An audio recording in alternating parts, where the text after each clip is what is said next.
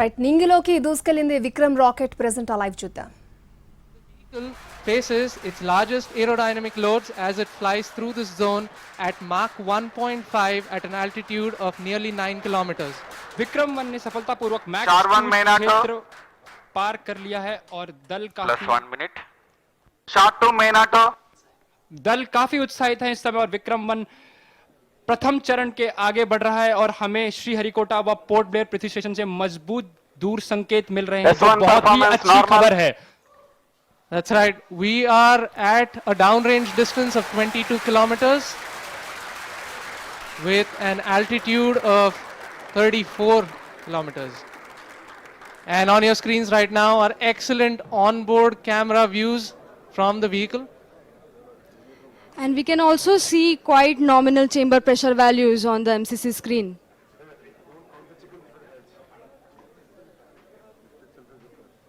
The vehicle is currently at an altitude of 50 kilometers.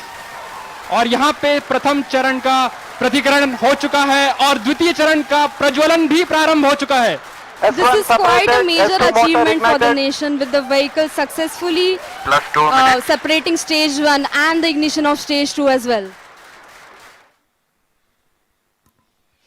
द्वितीय चरण अपना सफलतापूर्वक कार्य पूरा कर रहा है और प्रथम चरण का दहन अथवा प्रतिकरण समाप्त हो चुका है. The vehicle is at an altitude of 89 kilometers, traveling at 2.6 kilometers per second. Of course, our target velocity for today is 7.6. S2 performance normal. We've just heard call out that the S2 performance or the stage 2 performance is nominal.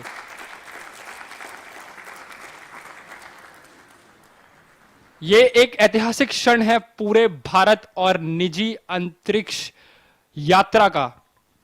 This vehicle has crossed 100 kilometers of altitude, which is the notion of edge of space, and we have reached space, guys. Congratulations, Vikram-1 is in space. हमारा यान अंतरिक्ष तक पहुंच चुका है. And we've had callouts of separation of the payload fairing. We have successful payload fairing separation. It's nearly at an altitude of 120 kilometers, and the protective fairing is no longer required and has been cleanly separated from the launch rig. और यहाँ पे द्वितीय चरण का भी प्रतिकरण संपन्न हो चुका है और तृतीय चरण का प्रज्वलन भी प्रारंभ हो चुका है. That's right, Akhil. We've had successful ignition of stage 3. The vehicle is currently at 157 kilometers above the Earth's surface. It is 355 kilometers downrange, traveling at nearly 4 kilometers per second. Now, the telemetry will switch over from Shar to Port Blair and further to Bogor. अब यान अपनी अंतरिक्ष यात्रा पर निकल चुका है. तृतीय चरण का प्रज्वलन चालू है और उस की प्रतिक्रिया नियमित रूप से चल रही है. And as you can see on your screens, we have near exact following of the intended trajectory. The two lines on your screen essentially indicate the current performance of the vehicle, and it closely matches with prediction. This is on your screen on board from stage 3. What you see is the rocket plume and the nozzle, and Earth, our home. What a beautiful view. क्या सुंदर दृश्य है हमारी पृथ्वी का. S3 performance normal. और तृतीय चरण का परफॉर्मेंस अब नॉर्मल है, या कि सामान्य रूप से तृतीय चरण का संचालन प्रारंभ हो चुका है और चल रहा है. That's right. We've had call out that the stage 3 performance is nominal. +5 minutes. So stage 3 has a propellant loading of 2.5 tons, and we've had burnout of the stage 3 motor as planned at S3 plus burnout. 5 minutes. Yes, we've gotten confirmation that S3 has burnt out, and now we're entering a planned coast period, something that lasts for 140 seconds, in which it's called as combined coasting is normal. Right, so we've got call out that the combined coast is nominal. This will last for roughly 140 seconds, where stage 3 is not producing thrust, but it's connected to the vehicle and it's going to coast as a single body. All of this is done to manage the altitude of the vehicle and also control where the stage will re-enter the Earth's atmosphere before splashing in international waters in a safe and planned manner. And jubilant views from the Launch Control Center, where the teams are extremely elated and excited. और mission नियंत्रण केंद्र और launch नियंत्रण केंद्र से आपको दृश्य दिखाई दे रहे हैं। सभी यान परीक्षण दल अत्यंत ही प्रसन्न हैं और यहाँ पर जो प्रसंग है वो एक उत्सव का प्रसंग बन चुका है। एक ऐतिहासिक क्षण, भारत के निजी अंतरिक्ष उड़ान का विक्रम-1 यान अब अंतरिक्ष में स्थापित हो चुका है। तृतीय चरण अब अपने कोस्ट फेज पे है और ये कोस्ट फेज अभी आप कैमरा व्यूज देख सकते हैं अपने प्रक्षेपण पर्दों या मोबाइल स्क्रीन्स पर, जहां पे आपको धरती का एक सुंदर दृश्य दिखाई दे रहा है।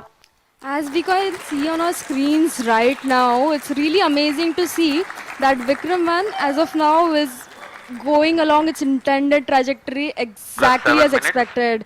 Our plots are really overlapping, the predicted velocities and భారత తొలి ప్రైవేట్ ఆర్బిటల్ రాకెట్ విక్రమ్-1 నింగిలోకి దూసుకెళ్లింది. ఉదయం 11:30 గంటలకు శ్రీహరికోట నుంచి ప్రయోగం జరగాల్సి ఉన్నప్పటికీ చివరి నిమిషంలో 35 నిమిషాలు వాయిదా పడింది. సరిగ్గా 12:05 నింగిలోకి విక్రమ్-1 దూసుకెళ్లింది. హైదరాబాద్కు చెందిన స్కైరూట్ ఏరోస్పేస్ సంస్థ ఈ రాకెట్ ని డెవలప్ చేసింది. మిషన్ ఆగమన్ పేరుతో తొలి టెస్ట్ ఫ్లైట్ నిర్వహిస్తోంది. విక్రమ్-1 ఆర్బిటల్ రాకెట్ ప్రయోగం భారత అంతరిక్ష రంగంలో కొత్త అధ్యాయానికి నాంది పలికింది. 4 will now coast on its own for the next 130 seconds. So stage 4 will now fly on its own, essentially. And the control thrusters on the OM will be continuously turning on and off to maintain the attitude of the stage, making sure that it is pointing the right way. This also ensures that the antennas can maintain connection with the ground station and the satellite can be pointing in the right direction. that's right. So one unique thing that has been done during separation is we've essentially fired all 4 of our Raman mini thrusters to sort of push stage 4 away from stage 3. And that just sort of guarantees that there is some minimum separation between the two.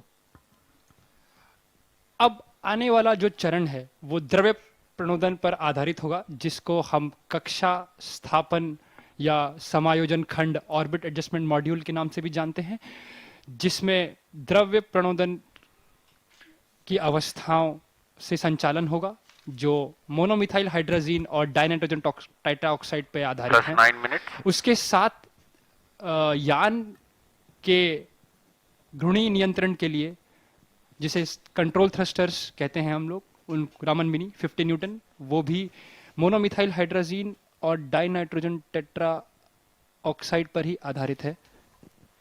उसके अंतर्गत हमारे पास छोटे cold gas thrusters जो कि nitrogen gas पर आधारित हैं, वो भी कक्षा समायोजन खंड पे स्थित हैं। S4 ignited.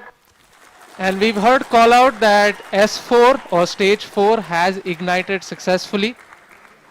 और चतुर्थ और अंतिम चरण का भी प्रज्वलन हो चुका है।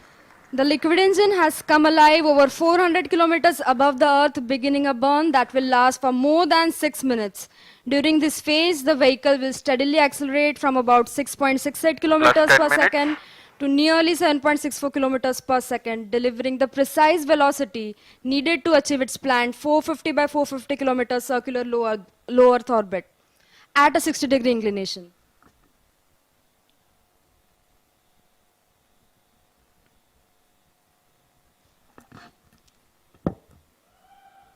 और यहाँ पे आप देख सकते हैं कि प्रक्षेपण नियंत्रण केंद्र में उत्साह का एक प्रसंग आ चुका है और आपके ऑन बोर्ड प्रक्षेपक पर्दों पर हम देख सकते हैं कि पेलोड्स या जो उपग्रह हैं उनका एक चित्र यहाँ पे सारे उपग्रह अपने स्थान पर स्थित हैं। That's right, Akhil. We've also had seamless transition from the S4 port performance Blair normal. to the Bogor station, and now we are receiving strong telemetry from the Bogor as well as the Yatharga station. భారత తొలి private orbital rocket విక్రమ్-1 నింగిలోకి దూసుకెళ్లింది. ఉదయం 11:30 గంటలకు శ్రీహరికోట నుంచి జరగాల్సిన ప్రయోగం చివరి నిమిషంలో 35 నిమిషాలు వాయిదా పడింది. సరిగ్గా 12:05 నింగిలోకి విక్రమ్-1 దూసుకెళ్లింది. హైదరాబాద్ కి చెందిన స్కై రూట్ ఏరోస్పేస్ సంస్థ ఈ రాకెట్ ని డెవలప్ చేసింది. మిషన్ ఆగమన్ పేరుతో తొలి టెస్ట్ ఫ్లైట్ నిర్వహిస్తోంది. విక్రమ్-1 ఆర్బిటల్ రాకెట్ ప్రయోగం భారత అంతరిక్ష రంగంలో కొత్త అధ్యాయానికి నాంది పలికింది. And it's all given to us by Raman-2, our main engine for this mission. So Yash, it must be a really amazing feeling, right? I mean, you and your team worked on this engine to get it going, and it is finally taking us to space. Yeah, it's a feeling that's really hard to describe. Me and my team, we worked on this engine to get it going, and it's finally taking us to space. This engine wasn't an easy design. Raman-2 generates 1500 newtons of thrust, and it employs 3 different types of cooling. As if one wasn't enough, we had to put in 3. So we have regenerative cooling, then we have radiative cooling, and we have film cooling. And all 3 of these need to work seamlessly in sync to deliver this phenomenal outcome. So I'm kind of glued to the screens right now. You might just see me peeking over to try to see what the chamber pressure, what the thrust, and what the temperatures are like. But I think I might have to hold for a bit and look at that data in a little while.